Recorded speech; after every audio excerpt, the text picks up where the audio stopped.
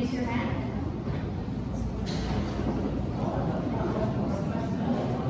Yeah, that's one. Okay, so all the equipment, so after your lecture, go to work in the laboratory.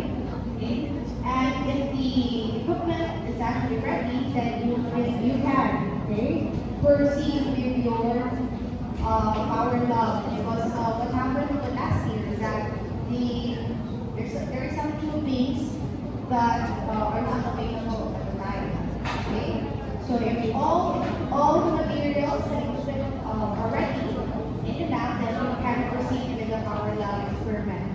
Okay, next week you will have batch 2, okay, and then batch 3 followed by batch 3 and then batch 4.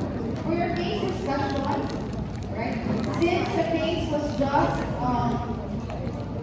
forwarded yesterday, then you can arrange it with your preceptor next week. Do not confuse visuology, laboratory case discussions with your integrated. Okay, integrated is scheduled already every Monday, Tuesday, or Monday sa inyo our first year. Monday, and upon arrangement with your preceptor, or if you guys are not available or something. So for my group, I usually meet them after your assessment so that you can have time to study for your assessment. Okay? Group 13. Okay? So I'll meet you later. I'll meet you later. So usually I'll not be meeting you on Monday. That's what it is. Para maka-study. Okay? So that you really have time to study for your assessment every Tuesday. Okay? So that's usually my arrangement with my group. Right? For the rest, please communicate with your respective preceptors. Okay? Then that's for your integrated and laboratory. Alright? What else? Any other questions or clarifications? Not so far? So again, your assessment next Tuesday will cover chapter 38 and chapter 39.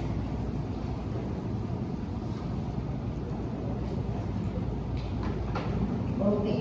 So for this morning, we'll be talking about pulmonary ventilation. Okay, we'll look into the different mechanics of breathing, right? And go to the next chapter, which is on pulmonary circulation, right? So respiration. Okay, what comes in your mind when you say respiration? It is in simple terms. Breathing, right? How we breathe in, okay, and how we breathe out. But there are two types of respiration, that is external and internal. What's the difference between the two?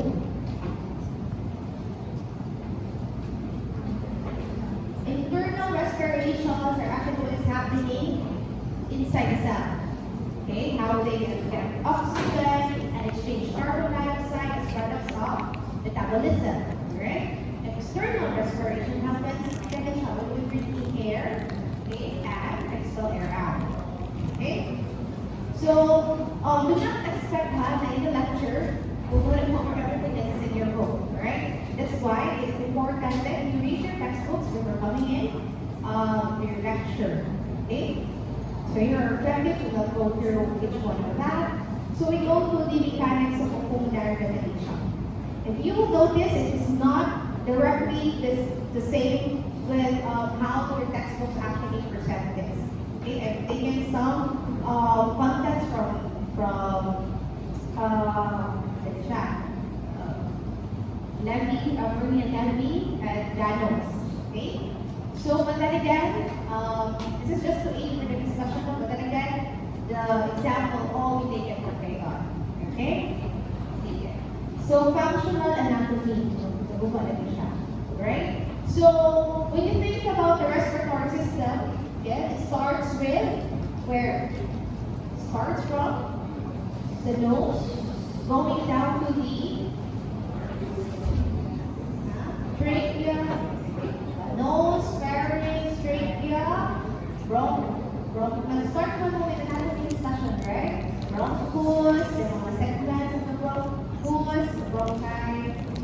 bronchioles. You already have discussion in histology.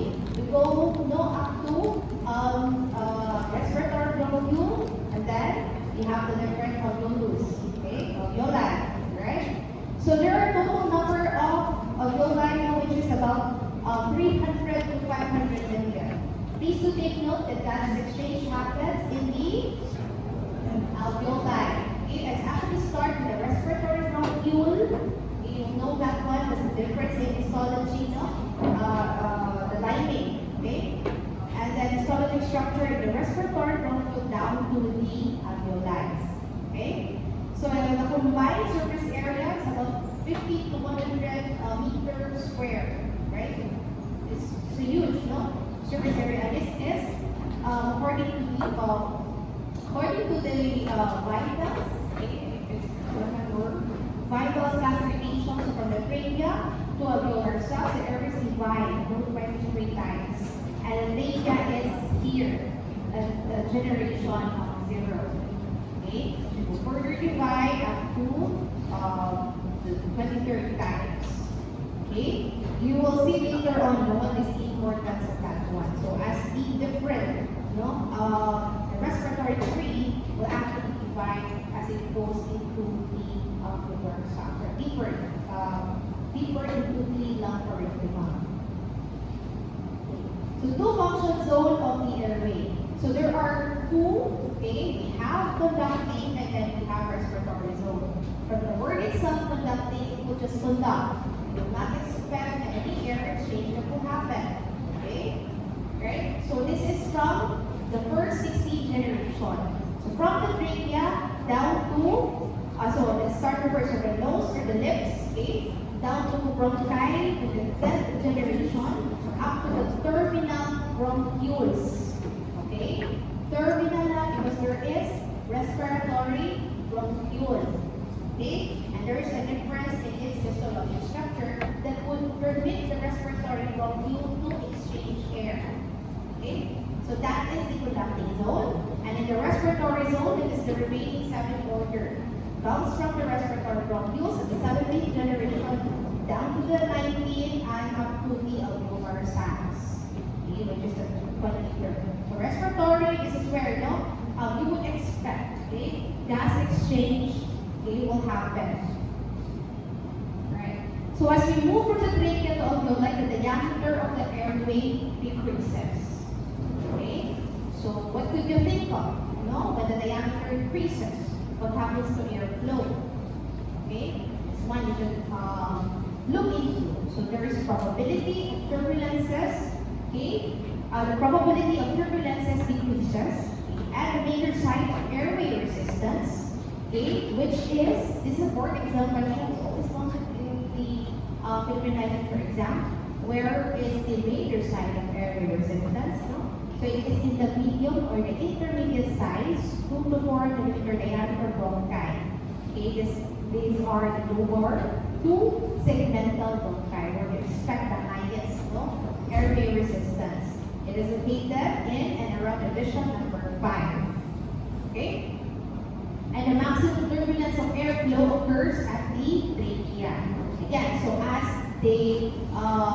we go to the deeper, right, there will be decrease in turbulence. You can see here, in the graph.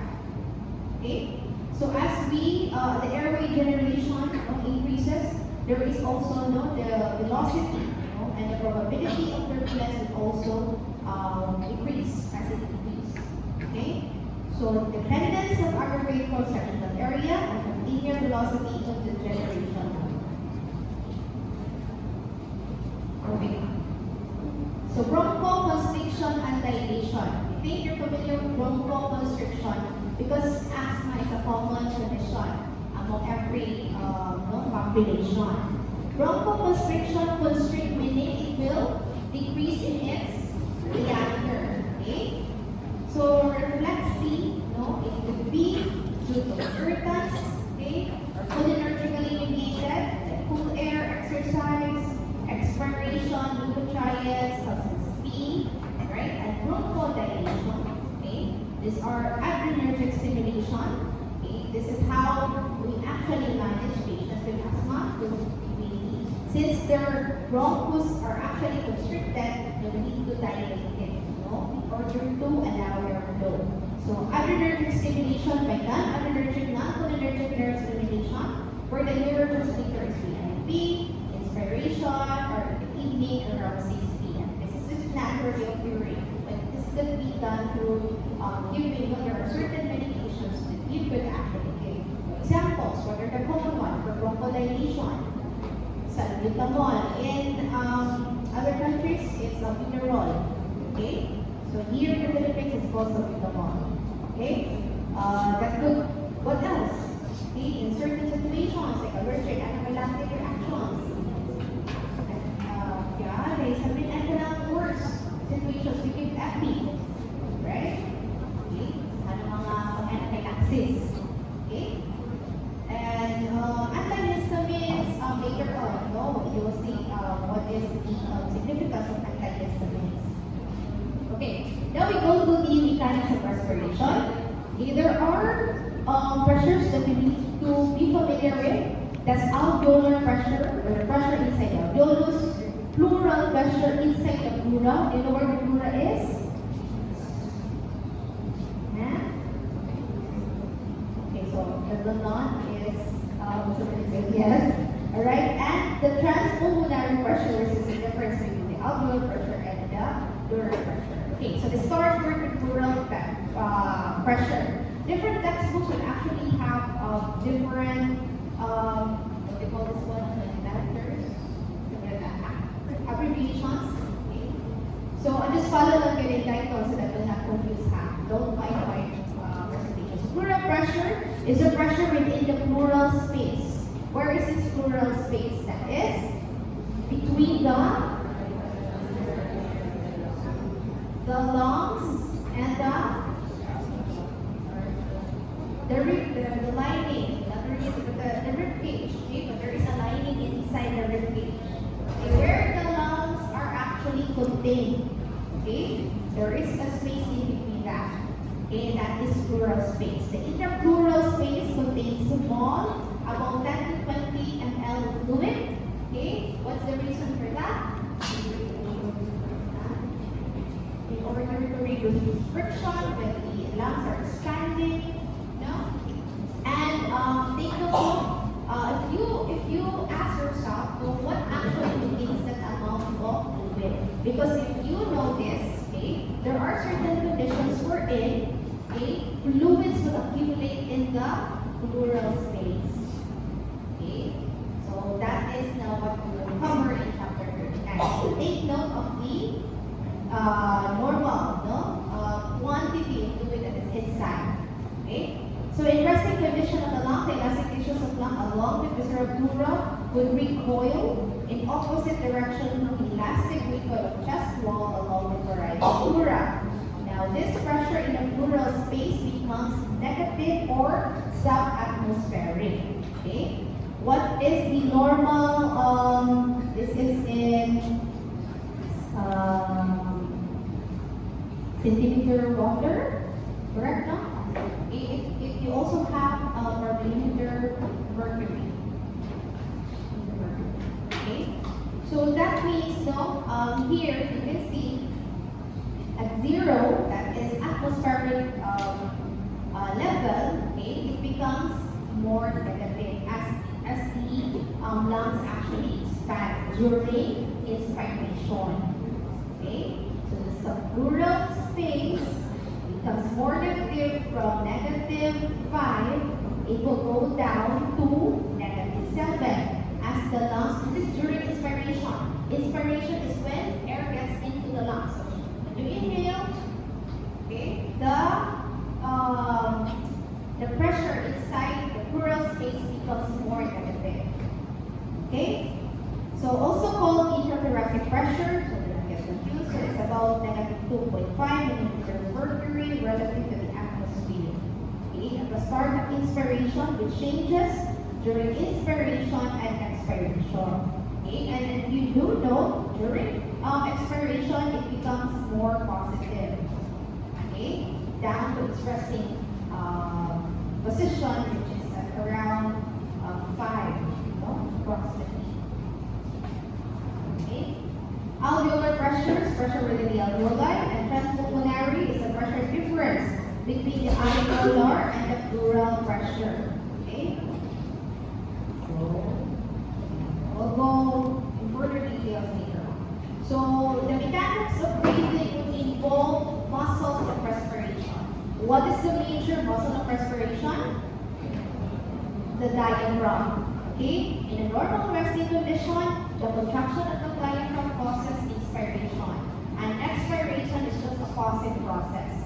Okay? Relaxation lang siya. When the diaphragm relaxes, expiration will take place. Okay? So, this is the main muscle, and then upon forceful inspiration, then you have the accessory, use accessory muscles of inspiration. Okay? Then in some textbooks, I don't know if in Dayton, it's just majority diaphragm, correct? In some textbooks, you will put there 75% diaphragm and then 25% external intercostal during quiet respiration. Okay? But again, follow down what's stated in Dayton. Right? Then expiration, again, it is a passive process. Now, during forceful respiration, okay, the use of the accessory muscles of respiration, we have scalene, okay, and sternocleidomastoid, will aid, where is the scalene attached?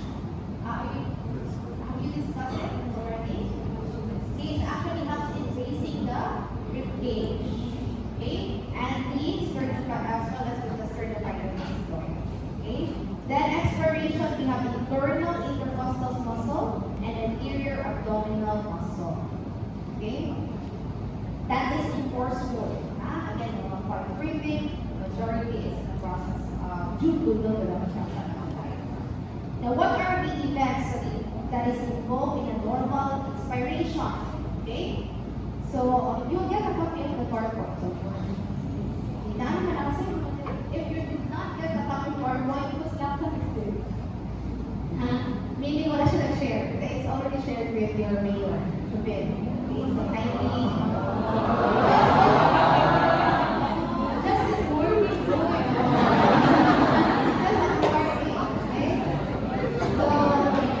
alright, so it all starts with the brain.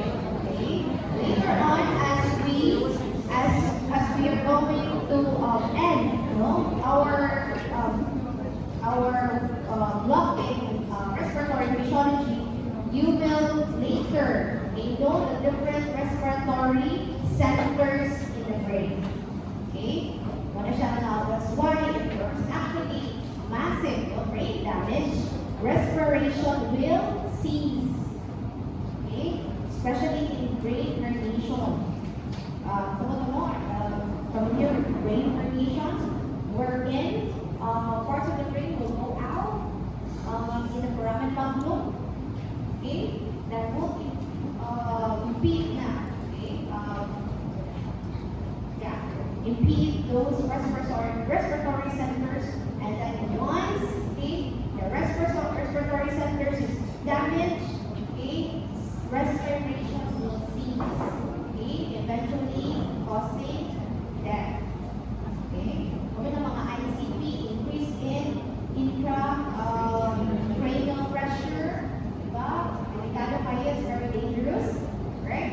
Because of that. Because one is the respiratory centers is actually affected.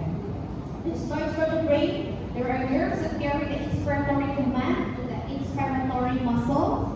And do you know what muscle, what nerve actually innervates the diaphragm? The phrenic nerve, right? So that nerve will carry the inspiratory command to the inspiratory muscles. The diaphragm or sternal intercostal will contract. Once the diaphragm will contract, the thoracic volume will increase. So increasing the anterior posterior diameter, right? The rib cage will rise.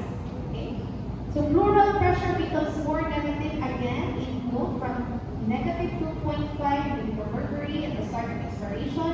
It will decrease to negative 6 mmHg. But just take note lang sa kanya the values. Is this the same in Gayton? Because it's from Oro, that PRS. The author of PRS. And okay, the transpulmonary pressure gradient will also increase.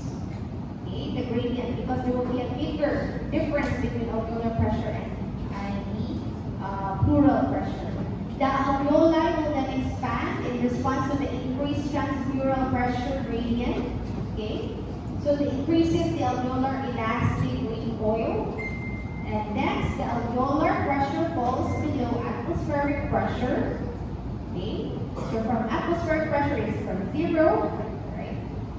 As alveolar volume increases, of establishing a pressure gradient for airflow. So if there is a pressure gradient, air will flow inside the lungs. Okay? So note that actually enables, the difference in the pressure from the atmospheric pressure that will suck in, okay, air from the atmosphere going into the lungs. Okay? Because if the pressure would be the same, there will be no airflow. Correct? Just like when you blow something, right? In a balloon, you need to blow hard. You need to increase the pressure of air so that the balloon will expand. The concept is actually the same. Okay? It's just a matter of pressure difference or pressure gradient. Okay? Alright, so how are we? Now air flows into the alveoli until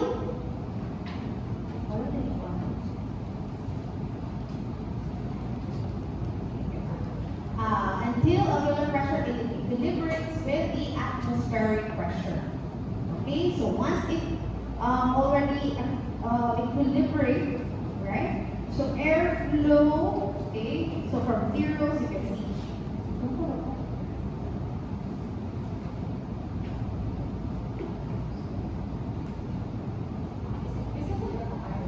Okay, so here, right? So from 0, okay, the gradient will now cause the decrease in the alveolar pressure, causing air to get in. Up to a point wherein there is already air inside, it will equilibrate. Now back again to the atmospheric, which is 0. Okay? And in order for the air to get out, you need to have a positive pressure. Okay? So from 0, it will be +1. Okay, +1 approximately, right? In order to expel the air out. Okay? Okay, when equilibrate na siya, if you notice that if you not breathe in air, there's only a certain limitation for it even in air, correct? Right? So like recovery, we're quiet breathing, right? That's the point wherein there's air will get into our lungs, and the pressure will equilibrate again with the atmospheric pressure, and then we expel the air automatically. So air flows, okay, and then it equilibrates with the atmospheric pressure.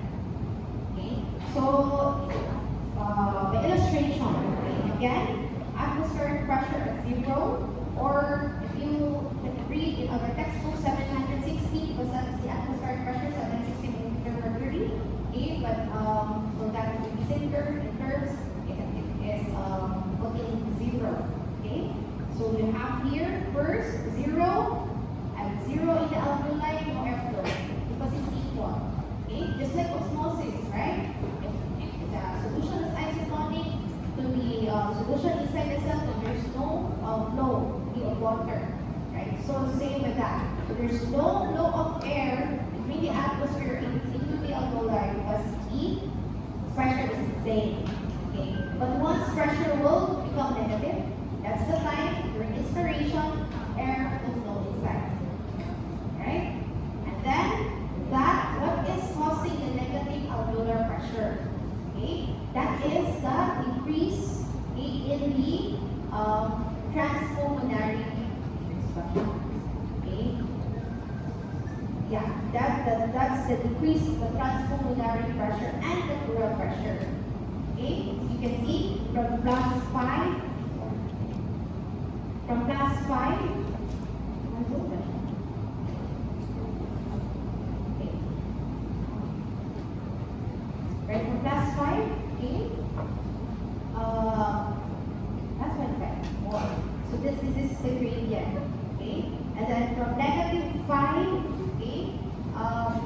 pressure to become more negative. Okay? Increasing the gradient of the transpulmonary pressure, causing the alveolar pressure to become more negative. And once it becomes more negative, air will get in, correct? And then up to the point that it will equilibrate with the atmospheric pressure. So from negative 5 to negative 6.5 up to negative 8. That's for the pleural pressure.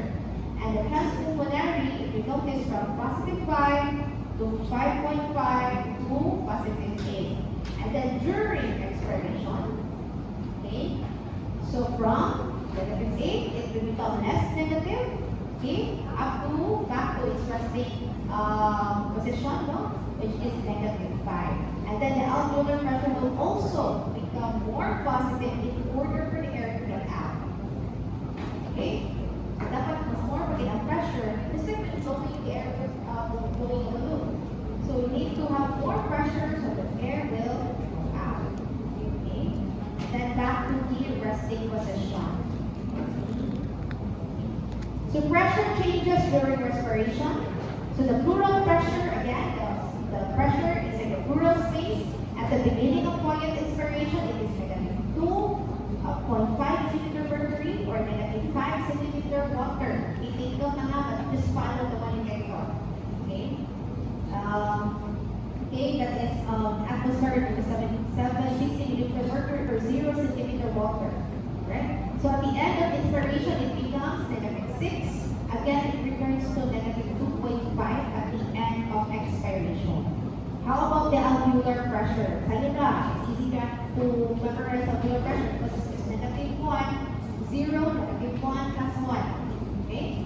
So at the peak of expiration, it is positive 1 millimeter mercury at the beginning, and at the end of both expiration, the alveolar pressure is 0, which is it will equilibrate with the atmosphere. Same as atmospheric pressure. There is a strong inspiratory efforts, okay, that will reduce intrapleural pressure to value as low as 80 millimeter mercury, which is the Müller's maneuver. Okay, just know what that is, right? And there's strong exploratory efforts like Valsalva. You know Valsalva? When you strain, okay, early in the morning or when you eat a lot of food, okay, Valsalva can increase, okay, pleural pressure to more than 100 millimeter mercury. Okay, that's Valsalva. Okay, are we good to this point? How air flows in and out of the alveoli. Do you have questions? Okay, so we'll proceed to dead space. There are two. There is anatomic and physiologic. Anatomic of dead space. 19 or 98 slides. Alright. Volume of gas within the conducting zone. Okay, that's dead space. Okay, and what are the different factors that increase anatomical dead space? Okay, so the inspiration, anticonvulsive drugs, okay, anything that would increase dead space. Okay, so the measurement of anatomical dead space is using the single breath nitrogen washout method, or also termed as Fowler's method. Okay, the function of dead space is as follows. Why naamay dead space? Okay, and is it important? Okay, why there is dead space? So the dead space, this is where the place where its carbon dioxide is actually retained, resulting in a bicarbonate buffered blood and interstitium. The inspired air, non-expired air is raised or lowered to body temperature.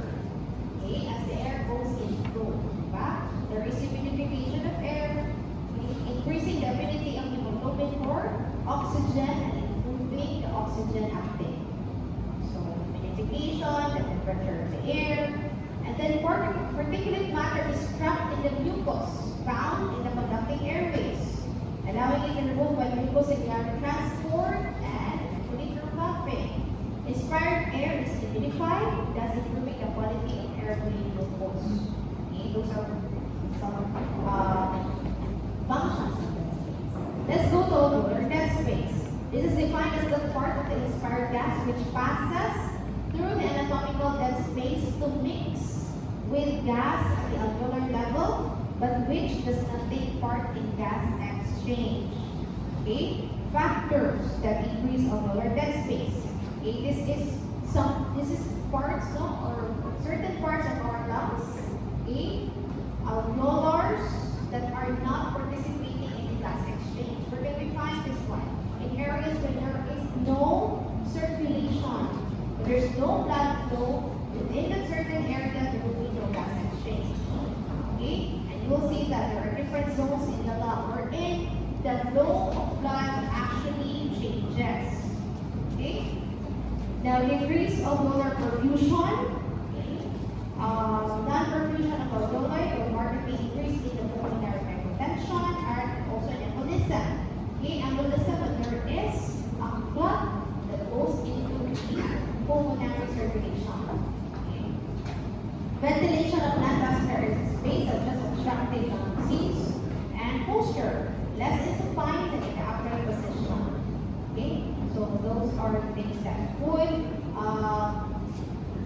you will understand more about this when we go to the different zones of the lungs. Okay? But again, alveolar dead space are the alveolus or alveoli that does not, there is air in that alveoli, but there is no gas exchange that is happening. Why? Because there is no blood flow. Okay? Going to the certain alveoli. When does that happen? When there is clot. Okay? There's an embolus. Right? And posture. Okay? So there is a calculation for that. Okay, let's go over. We're not going to be doing any of the calculation in your exam, but just be familiar in how the space is actually being measured. So the tidal volume times auxiliary CO2 minus expired CO2 over okay? So visualizing dead space is anatomical dead space plus alveolar dead space. Work of breathing. This is required to do elastic work, non-elastic work. Okay. The work, no, that you do in order to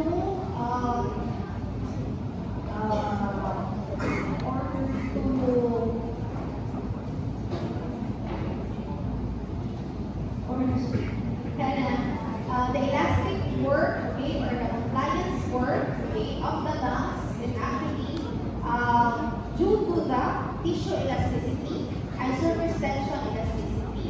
So the amount of work needed to overcome this elastic work, okay? So that's the work of breathing, and also with the non-elastic work, that is the viscous resistance or tissue resistance in the lung and airway resistance. So since the airway resistance becomes more, okay, or increases during turbulent flow, the work of breathing is more during turbulent flow. And where is the highest turbulent flow happens? In the trachea, right? Low than during laminar flow. The work of breathing is increased in conditions such as there is emphysema, there is asthma, and the major sites of airway resistance are the lobar and segmental bronchi, which are medium-sized bronchi.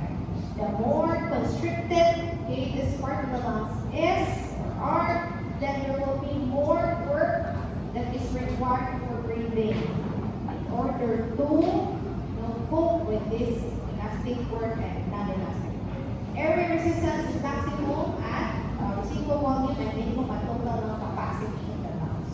Okay. So let's go to different lung volumes and capacities. Lung volumes and capacities are measured by a spirometer. This is what you will be doing in the lab. Okay? We'll be measuring different lung volumes and capacities. Okay? Recording of spirometer is known as a spirogram. Before, we're just using a chirograph, but now it is automated with a power lab. There are two types. Okay? It is actually, it's just good for you to know how, but it's not discussed in Python. The two types, you have static and dynamic. You just go directly to different lung volumes and capacities. Okay? This is just good for you to know. Okay? That there are textbooks that would further divide lung volumes and capacities.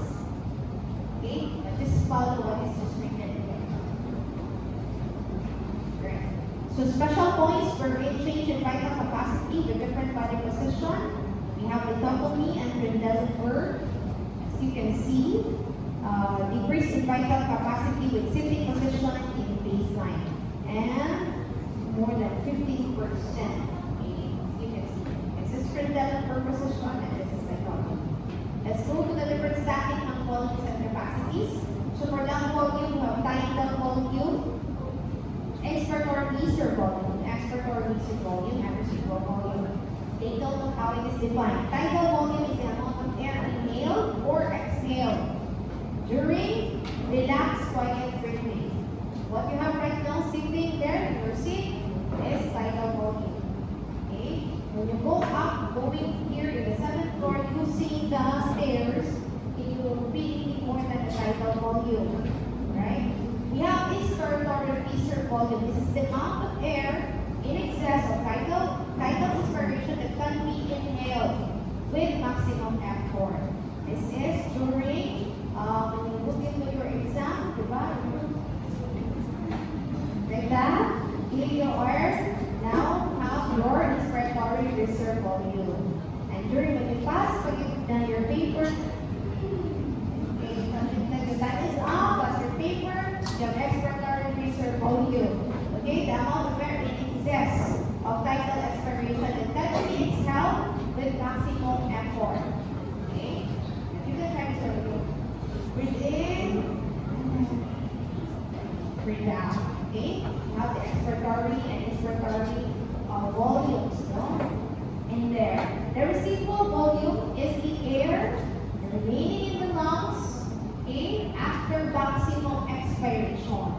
Dili pinaka-zero inside. There is always still air that will remain inside the alveoli. And that is the residual volume. Okay? Keeps the alveoli inflated between breaths and mixes with fresh air on next expiration. So that it will not collapse.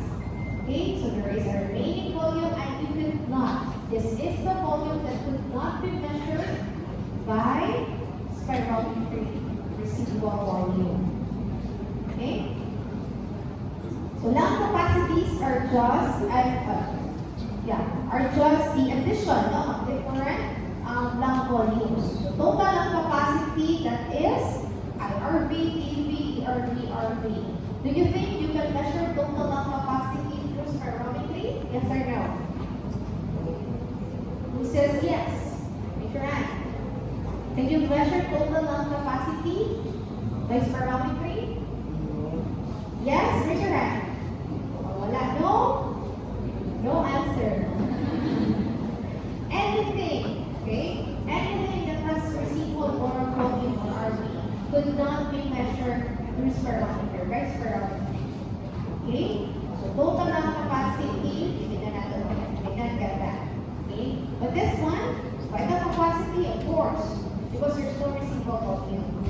Okay? You can measure it through spirometry. Inspiratory capacity, that is by the volume, IRV. Expiratory is by the volume plus ERV. Functional residual capacity, ERV plus RV. Again, we could not measure this one because we could not measure RV with spirometry. Okay? So when asked during the exam, what lung volumes or what lung capacities could not be measured with spirometry? So you know the answer. Low seat volume, let's take this one. Textbook, okay, it's good to know. This is now the washout or single N2 method, the nitrogen washout method. That would measure now RV. Okay, good to know. So that can come in your exam. Helium reagent method. Okay, this is. Just read go over with that. Alright? And also what is the histogram. Okay? Good to know. Read on it another. Now let's go to the different dynamic lung volumes and capacities. Okay? We have force vital capacity or the time vital capacity. Okay, that's why we have FEV1. Okay? Okay, so for FVC, for the force vital capacity, this is the maximum volume of air which can be breathed out as forcefully and rapidly as possible. Force vital, so like that. Okay,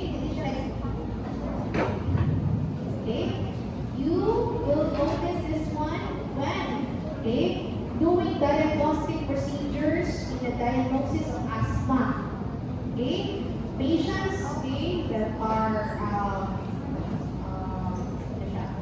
maybe asthmatic, no? Or in order to convert the diagnosis of asthma, they go for this one, FEV1 section. Okay? This is similar to vital capacity, except it is rapid and forcible exhalation. Who is asthmatic here? Wow, asthmatic, okay? What's the problem? Episode of ginawa of validation, exhalation. Both, did I know this? Okay. But in asthma, upon exhalation, there is where more knows of the problem is. Okay. When they increase this shot, it goes down. Yes. Okay. Alright. So normally, the FEV1 in 1 second naman rapid portal exhalation. Okay. Volume of air expired in 1 second of portal expiration. Volume of FEV expired in 1 second of exhalation is actually measured, and normally it's 80% of the forced vital capacity. So FEV2 will be 95%, and then FEV3 normally will be 99 to 100%. Certain normal values. Okay? The minute ventilation or pulmonary ventilation, that is vital, I think it will come out in your exam. Vital volume times respiratory rate. That is the minute or minute ventilation or pulmonary ventilation. Normally is 6,000 ml per minute. Again, not volumes, no, will and capacities depends on the physics of the person. Kung basta kung bigger individuals, has bigger lung volumes and capacities. Of course, smaller individuals, okay, lower lung volumes and capacities. Then for alveolar ventilation, that is tidal volume times the dead space times the respiratory rate, which is approximately 4,200 ml per minute. Okay, so this is only amount of air, right? That participates in gas exchange in the output. So go to elastic recoil and compliance. Again, elastic recoil is the ability of a stretch or inflated lung to return to its resting volume. The resting volume is at FRC. Okay? So directly related to the lung stiffness. That is, the stiffer the lung, the greater the elastic recoil, but lower compliance. Compliance is the ability of a stretch. Compliance okay? Stretch siya. Okay? So elastic recoil, muna na siya well, because there are some lungs that are very compliant. No? There's also lungs that are less compliant, like for example, the ones with fibrosis, okay, like scarring lungs, right? So you become more stiff. The FRC is the lung volume at which the elastic recoil of the lung and the elastic recoil of the chest wall are at equilibrium. Okay, that's FRC. The lungs and chest walls are recoiling equally but in opposite directions, often referred to as the resting volume of the lungs, that's FRC. Okay, or functional residual capacity. So increased elastic recoil of the lungs, which is there's lower lung compliance, okay, and the result will be decrease in FRC, and increased elastic recoil of the chest wall will increase the functional residual capacity. So take note of the relationship. The elastic recoil of the chest wall at low lung volumes is a major determinant of the residual volume in young people. Okay? Elastic recoil. There is elastic recoil of the chest wall. There's also an elastic recoil of the lungs. But for young people, okay, the determinant of RP is the elastic recoil of the chest wall. Okay? And suffering. We're still 41 out of 98. How do you compliance? So it is defined as a change in volume or a unit change in pressure. It measures the extensibility or stretchability of the lung. Okay? The more stretchable the lung, the higher the compliance. So this is how it is calculated.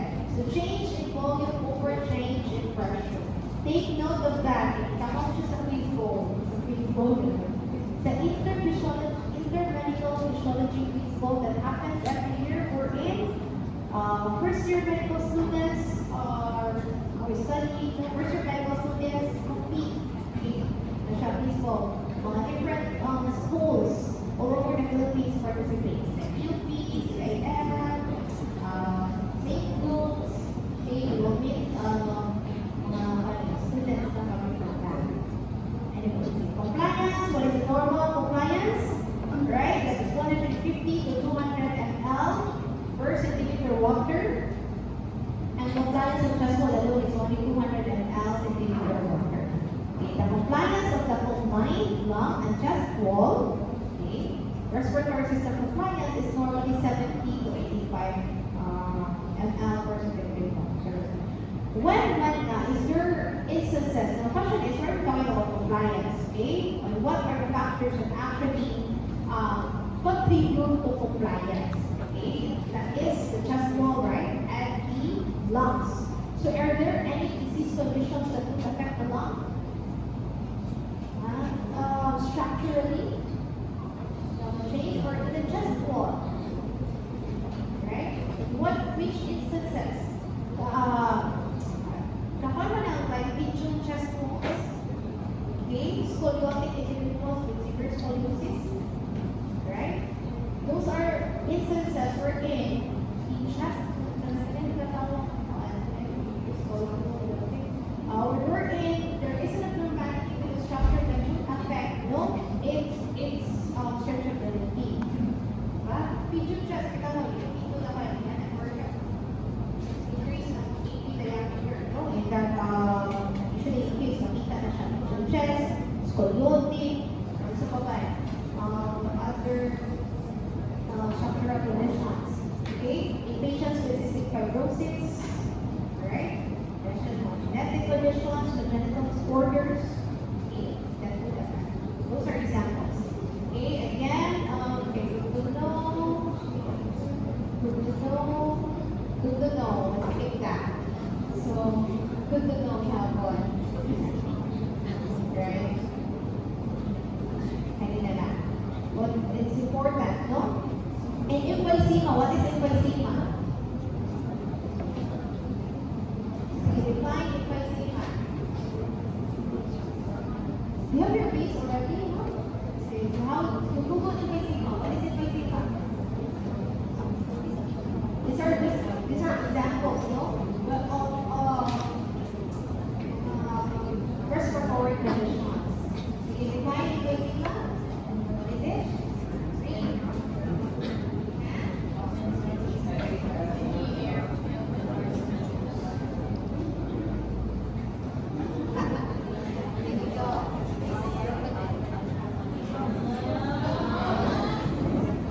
Emphysema is a lung condition that causes shortness of breath in people with emphysema. The access to the lungs are already locked. Any other? But that's rare.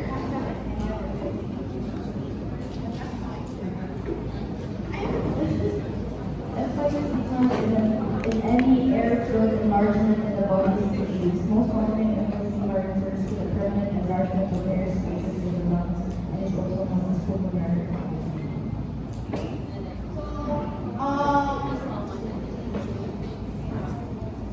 Anyone who knows the reason working emphysema will happen in a certain individual? What's your race? What's your race? Exposure to cigarettes. So, that's your SUV? Or kapag mo question. What's your SUV case? Do you know?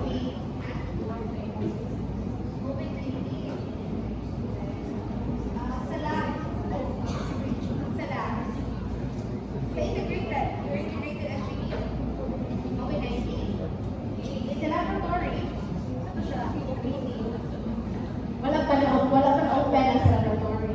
Okay? So emphysema happens when there is chronic lung, this is smoker grenade. Okay? If you know, the air sacs will actually get damaged. Remember the immersion is like balloon sac, no? It will get destroyed. what happens in emphysema. And then what would you expect if those stacks are actually destroyed? Do you think there will still be gas exchange that would occur? No, right? And then since it's actually damaged, right? Now what would you expect will be elastic recoil of the lung will also get affected. Okay? So elastic recoil and then lung compliance will actually decrease due to airway obstruction. The airway, what happens in the emphysema is that not only are the air sacs are being damaged, but there is actually chronic mucus production. Okay, kapante mo ng mga, if you notice those individuals that are chronic smokers, sige rin ka sa chronic cough po na sila. Okay, hindi siya cough po na, kung nakiklima ba, there's really, ayan yung klimado because of the okay, and if you notice over time, for those suffering with emphysema, there will change sa ilang due to difficulty breathing, there is also like physical changes that will take place. Recent TB individuals, di ba? Ito na severe use of TB, it will become like that because they actually have difficulty breathing already. No? Getting air inside the lungs. Okay? And then, so those are some examples. Okay? As people, I think there was a separate discussion further talking about chronic obstructive pulmonary disease. Okay? And emphysema. Okay, alveolar surface tension. Okay? So what's your idea of talking about surface tension? Surface of the alveolar membrane is moist and is in contact with air, producing a large air-liquid interface. Okay. Now, tension of the air-liquid interface of the alveoli, that is the surface tension. Okay. When water and air, this may mga physics bonding something that would explain when droplets, kind of rain droplets, why rain droplets are actually formed. Okay, because of the interface between air and water. Okay, and that's the surface tension. It will tend to, so if there's only water lying in the sacs, the water will tend to, the water molecules will go together. Okay, that is surface tension. Okay, there is air and water interface. Okay, so when the surface tension is high, it will tend to collapse the lung. Or the alveoli, okay? It will collapse the different alveolus now. Arises because water molecules are more strongly attracted to one another than to air molecules. So it will go with each other. So produces an inwardly directed force that tends to reduce the alveolar diameter. So it will collapse the alveoli. Has inverse relationship with compliance of the lung. So what substance, okay, is needed, sa atong mga body, okay, in our body, in order to reduce surface tension? Surfactant. Okay, what is the composition of the surfactant?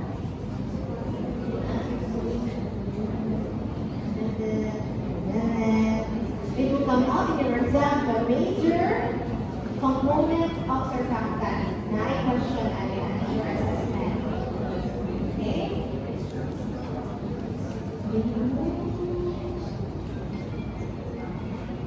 Or, sige, other letter?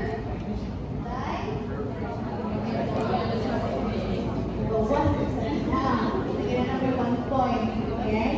So, alveolar surface tension. So, with air-filled lungs, the gas-liquid interface creates surface tension.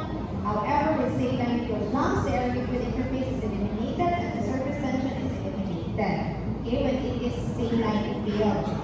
So, compliance of the saline-liquid filter is more than the normal one. It's more compliant than saline-filled, but some change in air in order to change gases.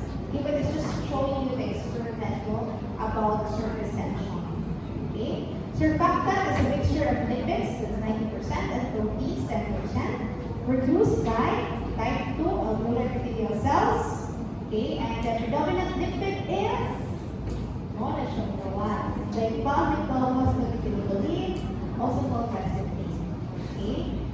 unique proteins, okay, SPAP, okay, I think that's the glycan, okay. But, why is it important? Because when there is a mutation gene for SPC, it is reported to be associated with familial interstitial lung disease. Okay. Phospholipids of surfactant line up the alveoli with their hydrophobic fatty acid tails facing the lower lumen, and hydrophilic chains breaks the water layer, thus reducing the surface tension. So it will remove the air-water interface. Okay. So there will be lesser surface tension. And this one is important. Why?